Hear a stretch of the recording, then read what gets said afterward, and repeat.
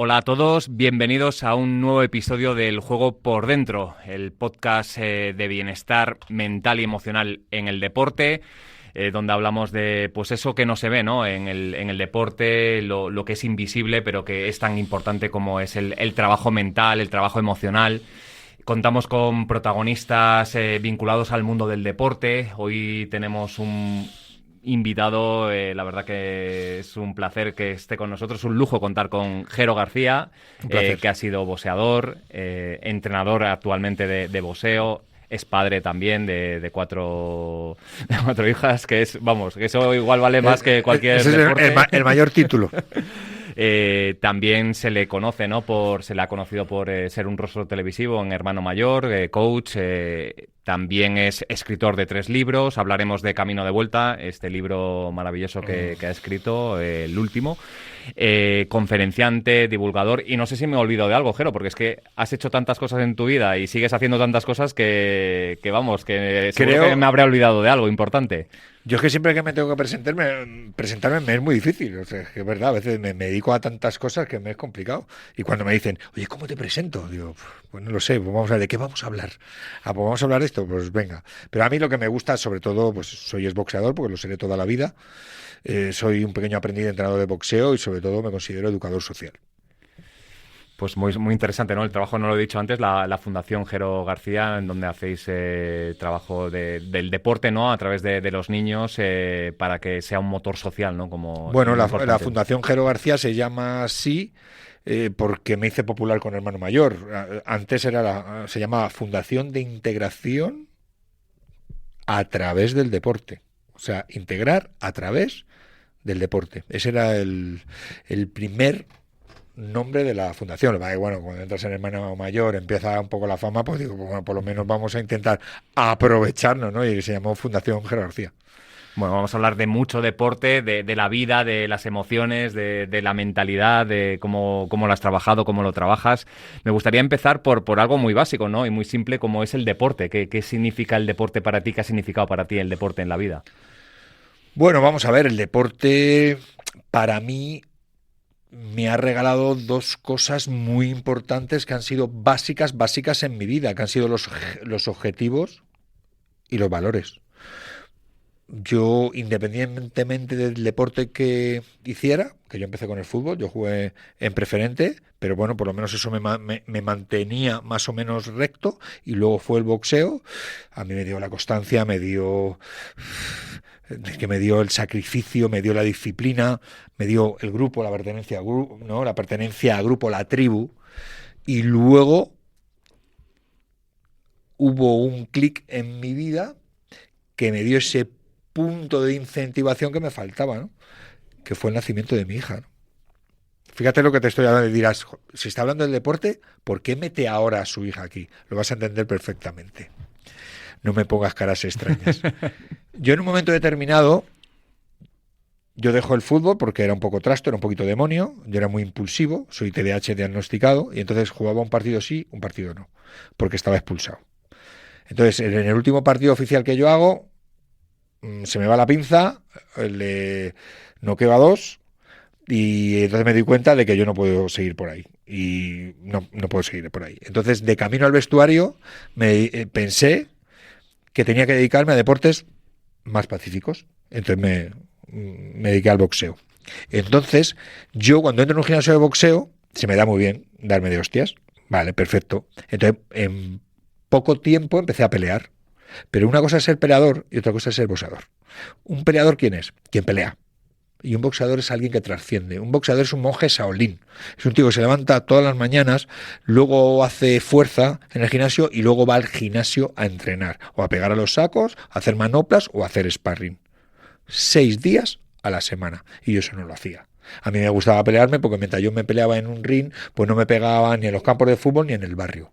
Y llegó en un momento determinado que yo ni hacía dieta, fumaba, bebía, incluso me drogaba. O sea, un trastorno, no hacía caso a mis entrenadores.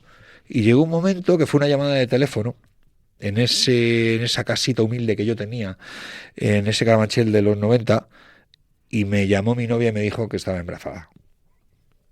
Yo esa misma tarde me siento con ella en la furgoneta que tenía blanca llena de pegatinas y éramos 2 críos y decidimos tenerla. Ese mismo día que yo decido tenerla, a mí me cambia la luz. Por primera vez en mi vida estuve motivado. 20 años antes, jamás. Pero esa misma tarde, donde se me cambió la luz dentro de esa furgoneta Nissan Trade 2.8, por fin supe lo que era la motivación, que es hacer las cosas porque tocan. Porque hay que hacer las cosas por responsabilidad. Y entonces, ese valor, ese principio ético que quedó insuflado dentro de esa furgoneta, lo pude trasladar al deporte. Y por primera vez me motivé. Dejé de fumar, dejé de beber, dejé de drogarme. Empecé a hacer caso a mis entrenadores y me puse a dieta. Y me pude hacer boxeador profesional.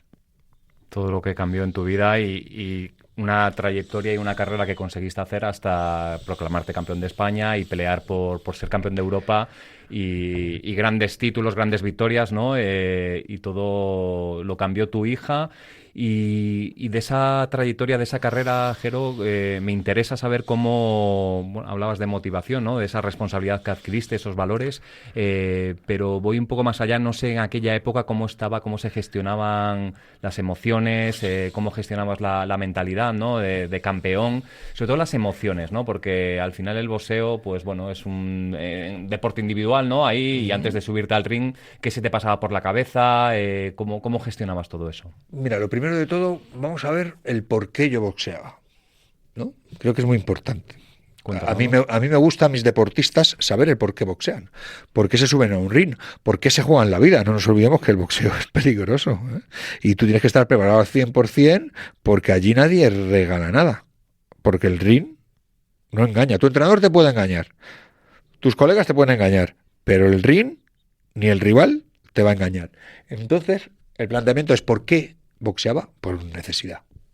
Pero no era necesidad económica, porque desgraciadamente el boxeo no da de comer a nadie, ni hace 30 años ni ahora. Era una necesidad vital. Yo, mientras tuviera objetivos, en este caso microobjetivos como eran peleas, yo me mantenía en el camino, me mantenía enderezado. O sea, yo boxeaba por una necesidad vital.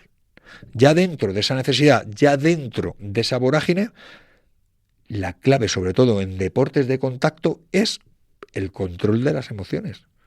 O sea, tú no puedes perder el control en ningún momento porque hay otro tío que no lo va a perder y te va a pasar por encima. Y hay en otros deportes que, bueno, pues te meten un smacks, te meten un gol, te meten una canasta.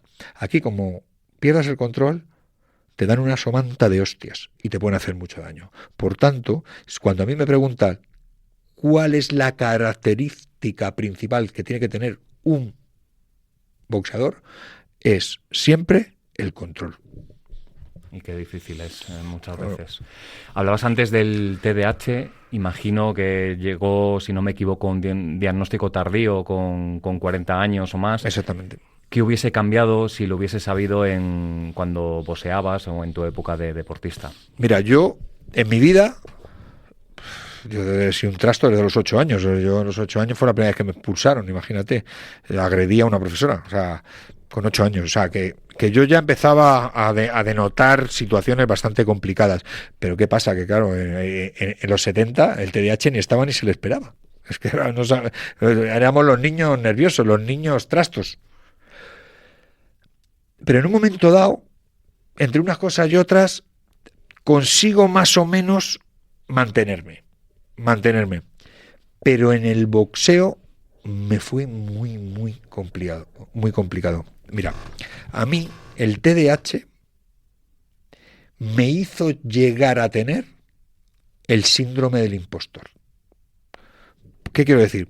Yo, según boxeaba, y había sido campeón de España, estaba peleando fuera de nuestro país, no me consideraba un boxeador. ¿Por qué? Porque me costaba mucho conseguir el control y yo veía que todos mis compañeros, que ya con experiencia controlaban, o sea, y yo decía, yo es que no me lo merezco estar aquí. Si yo hubiera sabido que lo que realmente que tenía era un trastorno, otro gallo hubiera cantado. Que no me arrepiento ni de mi carrera deportiva, Me arrepiento de muchas cosas que he hecho, porque he hecho mal a otras personas, y eso me arrepentiré toda la vida, y por eso estoy intentando hacer el bien para redimirme. Pero si yo hubiera sabido el trastorno que yo tenía y hubiera tenido, entre comillas, soluciones para poder mantenerlo, a lo mejor otro gallo hubiera cantado. Y no me arrepiento de mi carrera deportiva, porque te digo una cosa, que todos esos desequilibrios me ayudaron a tener una experiencia y ahora prevenir que otros lo tengan. Así que en un momento dado ha merecido la pena. Sin duda que lo ha merecido. Y si tuvieras delante ahora a aquel Jero, ¿qué le dirías? Tranquilo, tío, tranquilo. Cuenta hasta 10, hermano. Después de dejar de ser boxeador, ¿no? En un combate en Italia donde llegó una derrota dolorosa, pero tú ya venías haciendo un trabajo muy bueno, ¿no? de entrenador, venías entrenando a muchos chicos boxeadores, a futuros campeones, y costó menos, ¿no? A ver, llega ese momento donde costó menos, pero cuesta, digo, porque la retirada a todos nos cuesta, y me gustaría adentrarnos un poco ahí. ¿Qué nos puedes decir de lo difícil que es para un deportista de élite, de alto rendimiento, cuando llega ese momento de retirarte en tu mejor momento? Porque yo en Italia estaba en mi mejor momento. Uh-huh. Yo no me retiro por la derrota. No, todo el mundo, has perdido y te has retirado. Que no. Que vamos a ver, que la tolerancia a la frustración la tengo muy alta, viniendo de donde vengo, dedicándome al boxeo y siendo del Atleti. O sea que por eso no es. Yo me retiro porque dudo. Y hay deportes donde no se puede dudar. Hay deportes donde si dudas te puedes hacer mucho daño. El boxeo, el kickboxing, cualquier deporte de contacto, el alpinismo, el motociclismo, el paracaidismo. Si dudas, te pueden matar. Y Jero, ¿qué duda era? Yo en esa época, para poder ser boxeador, yo me dedicaba a dar clase. Y se me dio muy bien.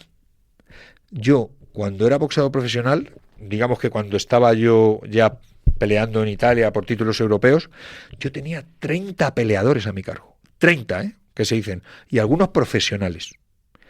Entonces, si yo seguía con mi carrera profesional, estaba dejando de lado a mis peleadores. Y si yo me dedicaba a mis peleadores, dejaba de lado a mi carrera profesional.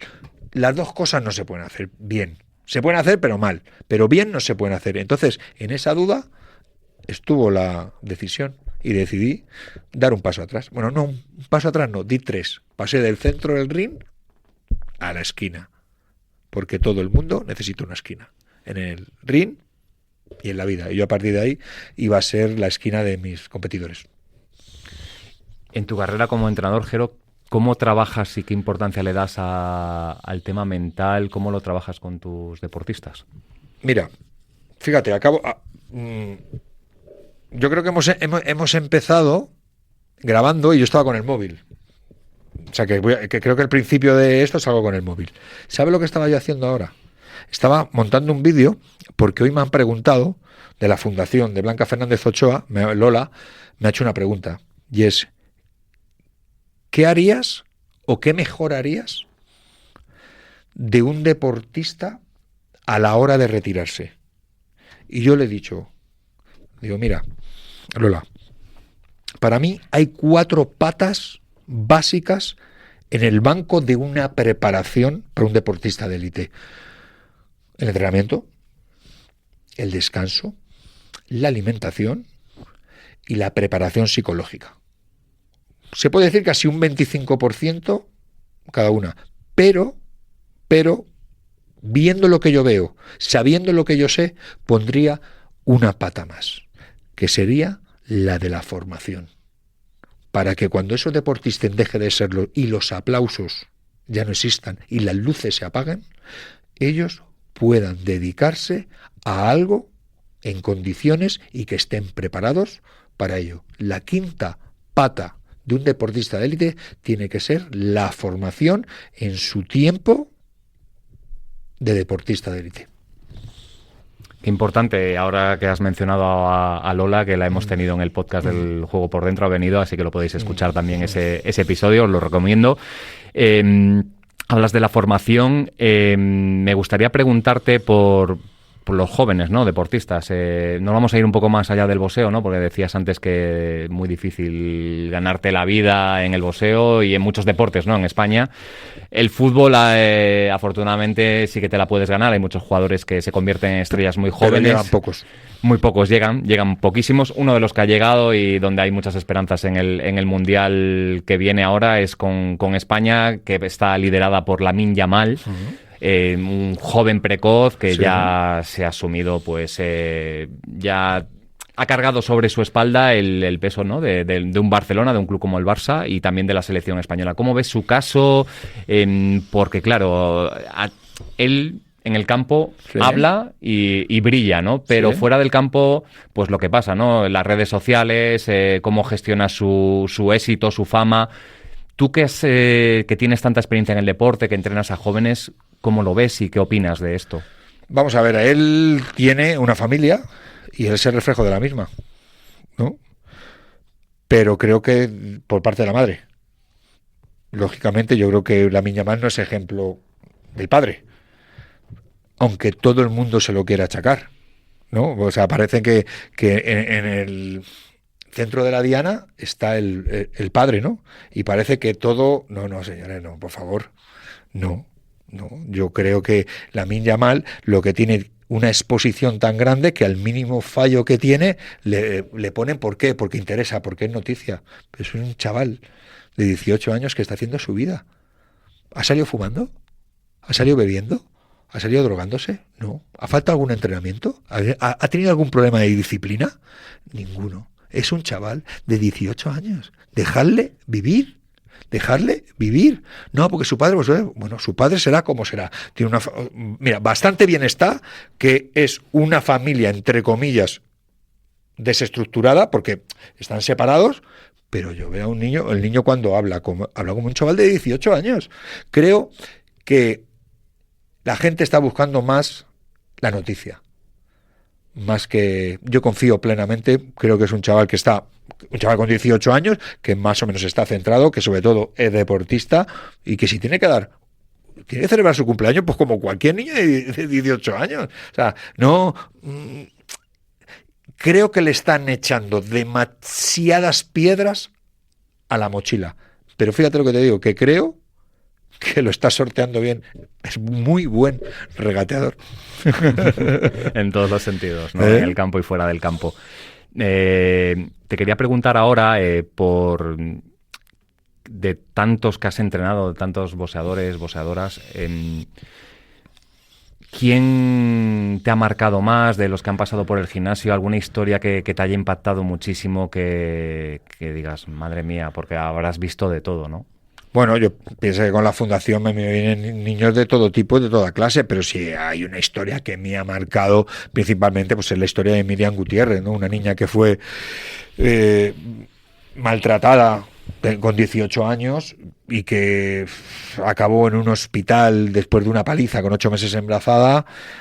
Al final vuelve al gimnasio y 20 años después es campeona de España, es campeona de Europa, es campeona del mundo, y no solo eso, es concejala de una de las ciudades más importantes de este país, que es Torrejón de Ardoz.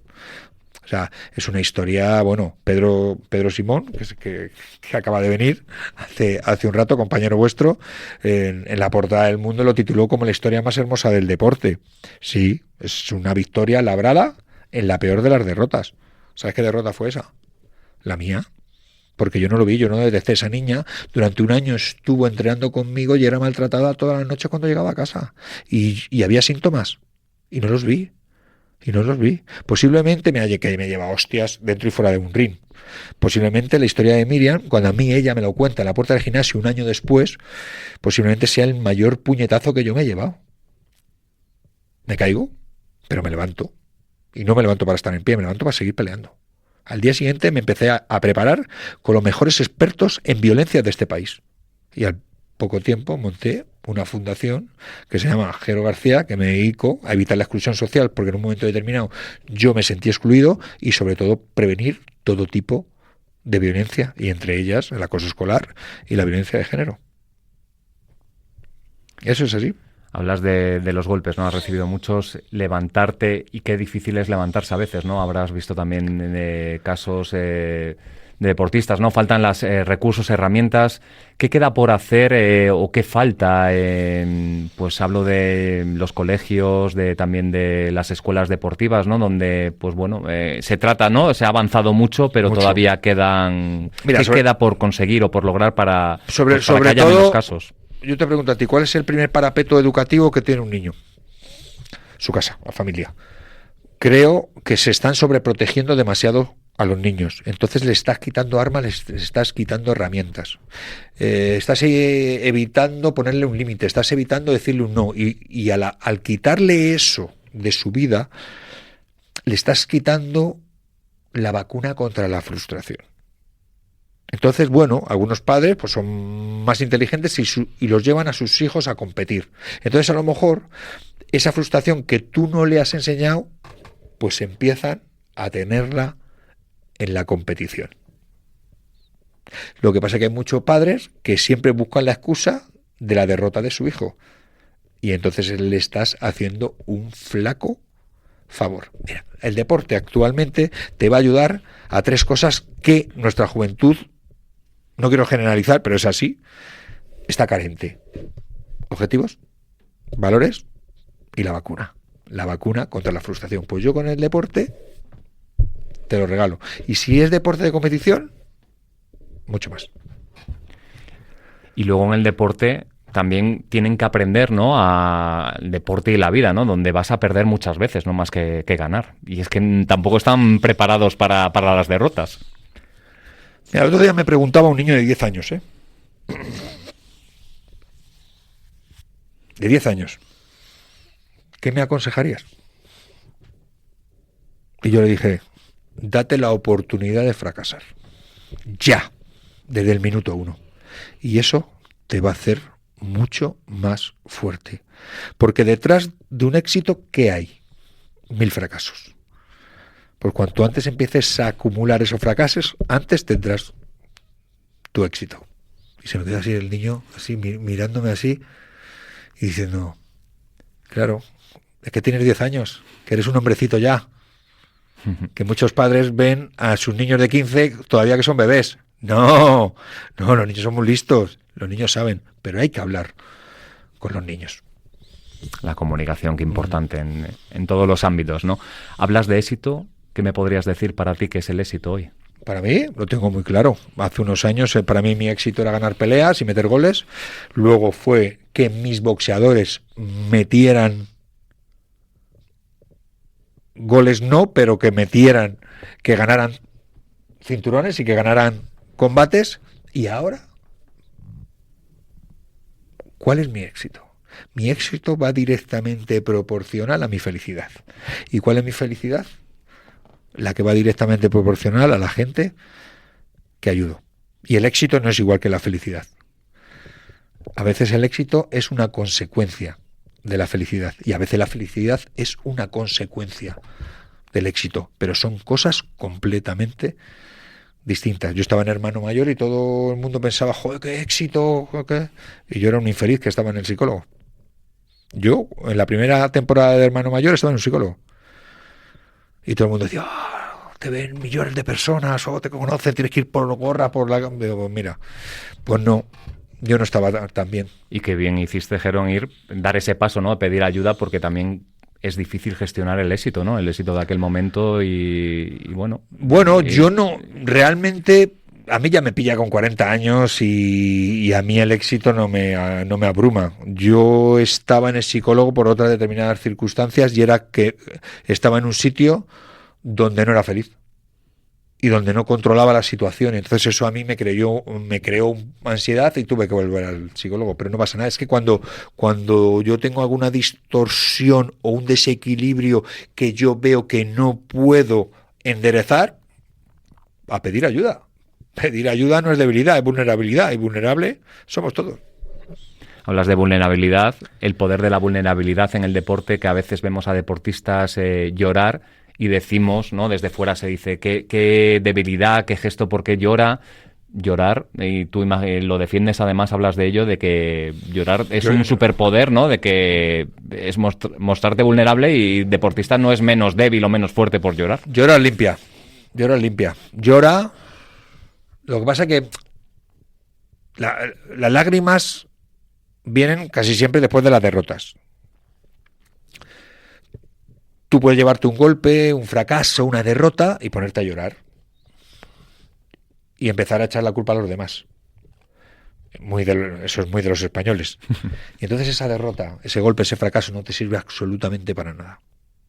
Pero tú llora, límpiate las lágrimas y empieza a pensar en dónde han estado las causas de ese golpe, de esa derrota, de ese fracaso. En ese mismo momento estás subiendo los escalones de que la derrota te sirva para algo.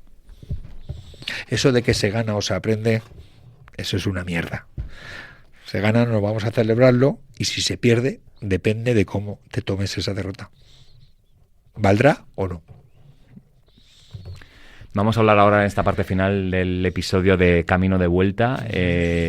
Contabas antes la historia de Miriam, ¿no? De que fue uno de los mayores golpes que recibiste, pero Camino de Vuelta también nace de otro golpe, ¿no? Que te impactó, ¿no? Cuéntanos, háblanos de ello, de esa historia de cuando fuiste joven y, bueno, te vino, pasados los años, te vino pues un compañero tuyo. Pero eso es más de cola de lagartija. Sí. En Camino de Vuelta realmente son situaciones que han pasado por mi filtro, pero que no las he vivido. Yo he vivido en parte el hilo, sí, ¿no? Porque al final Camino de Vuelta es una historia de boxeo. Es una historia de deporte, de cómo se puede llegar a reconstruir una personalidad que está completamente rota a través de la actividad física. Al final yo he querido plasmar en Camino de Vuelta lo que vivo día a día, y a mí me regalaron una historia, era una historia de acoso escolar, y yo la he podido plasmar. Lógicamente tengo una licencia que es la ficción, y he podido hacer una trama que creo que ha quedado bien, a la gente le está encantando y sobre todo no les deja indiferente. Es un libro duro, pero es que la vida lo es. Y es que Camino de Vuelta te demuestra que todo vuelve. Lo bueno y lo malo. Si viene lo bueno, vendrá en bondad. Y si viene lo malo, puede venir en arrepentimiento. Y si te arrepientas, te puedes redimir. Y a partir de ahí, empezar a hacer el bien, que es lo que estoy haciendo ahora. Una vez yo prometí a un compañero mío del cole, que yo le hice mucho daño, que jamás iba a dejar de prevenir o mitigar esa lacra infecta llamada bullying, llamada acoso escolar. Y eso es parte de esa promesa. Y ahí está. Es para todos. ¿Quién puede leer Camino de Vuelta? Todos. Ahora parece que empieza a estar de moda en los chats de padres. Pues eso sería sería algo bueno. Creo que lo tienen que leer los padres, creo que lo tienen que leer los chavales de secundaria, ya necesitamos chavales hechos, y lo tienen que leer los entrenadores, lo tienen que leer todo el mundo, y sobre todo a las personas que les guste el boxeo, va a ver cómo el boxeo salva vidas. Para terminar, me gustaría la que liaste, ¿no? Para el prólogo de este libro, cuéntanos un poco cómo fue. Bueno, el prólogo me lo ha hecho una niña de León, Paula. Y fue, bueno, una idea que tuvo mi mujer a través de un episodio que yo tuve. Tú sabes que yo a través de la fundación me dedico a ir a colegios con mi campaña Sport versus Bullying. Llevamos 25.000 niños de impacto directo en los últimos 3 años. Y bueno, y hay en algunos coles que existen el proyecto Cola de Lagartija, que es mi libro, mi novela anterior, donde hablo de un niño con TDAH. Qué casualidad. Digamos que es una autobiografía un poco encubierta. Y hay colegios especiales, y hay uno que son los ACES, aulas compensatorias educativas. En esos coles, en esas aulas, los niños que hay, se puede decir que son los niños que no quiere nadie. Son los niños que si no estuvieran ahí, a lo mejor estarían en un centro de menores infractores. Pero hay grandes profesores, hay grandes orientadores que están ahí con ellos. Y uno de ellos tuvo la gran idea de darle Cola de Lagartija a todos. Y les dijo, leerlo. Y se lo leyeron. No leen, pero se lo leyeron. E hicieron una redacción cada uno. Me la encuadernaron y me la regalaron. Y yo desde la primera hoja hasta la última lloré. La última vez que me emocioné. Y entonces mi mujer me dijo, Jero, ¿para qué te lo va a escribir García? ¿Para qué te lo va a escribir Juan del Val, Roberto Leal? No, te lo tiene que escribir uno de ellos. Así que se nos ocurrió la campaña Jero busca prólogo. 300 prólogos llegaron al correo y el mejor de todo fue el de Paula, de León, del Giner de los Ríos. Y ahí está. Qué bonito. Para terminar, Jero, ¿algún mensaje que te gustaría decir, dejar? Pues bueno, lo que le dije a ese niño de 10 años. Lo que le dije a ese niño, date la oportunidad de fracasar. Porque es que vas a fracasar.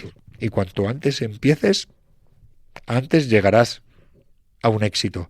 Porque al final, si tú te vas no a acostumbrar, no digamos que te acostumbres al fracaso, pero que sepas convivir con él, posiblemente cuando te caigas vas a saber levantarte. Y yo les permitiré que se caiga, pero lo que nunca jamás permitiré es que no intenten levantarse.